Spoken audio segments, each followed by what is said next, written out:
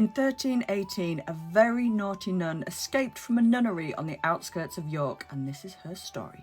I think what I love most about this story is that her name was Joan of Leeds, and I live in Leeds, which is in Yorkshire in the north of England, in case you aren't familiar, and I can't help but feel an affinity with a naughty nun from the 14th century who was also from Leeds, because it just shows that Yorkshire women have been disrupting things and misbehaving themselves for a very, very long time. So we don't know very much about Joan's life. All we know is taken from a bunch of letters that were written by the Archbishop of York, William Melton, when he found out what she'd done and he was really appalled at it. And all of this only came to light in 2019 when a research team from the University of York found the letters. And here is the letter, and I won't bother zooming in on it because you wouldn't be able to read it even if I did. It's a very specialist area of study, is being able to understand this script, and I don't have it.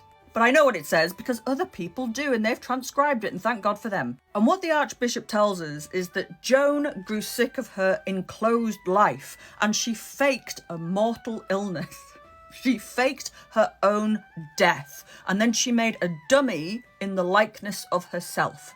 So she's faked an illness, and then she's faked her own death. I don't know what she did, just lying there, just like holding her breath and you know, lying really, really still. I don't know what she did. But she's made somehow a fake body of herself, which was then buried instead of her. The Archbishop tells us that it was buried in a sacred space amongst the religious of that place.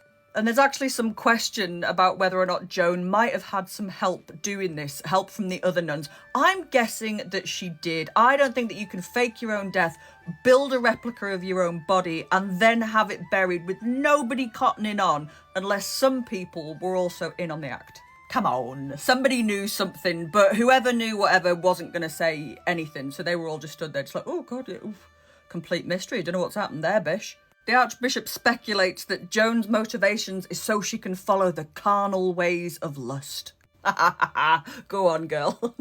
I mean, I've done a lot for the carnal ways of lust, but I've never faked my own death and had a dummy buried instead of me. But then again, I've never been locked up in a nunnery either, so, you know, you do you, Joan, you do you. And the Archbishop may have been onto something because shortly afterwards, Joan was found 30 miles away in the town of Beverley, living indecently with a man. Horrified, the Archbishop tells her, well, I'm sure he didn't tell her, I'm sure he got other people to go and tell her, that she had to stop all of this carry on and go back to the nunnery immediately.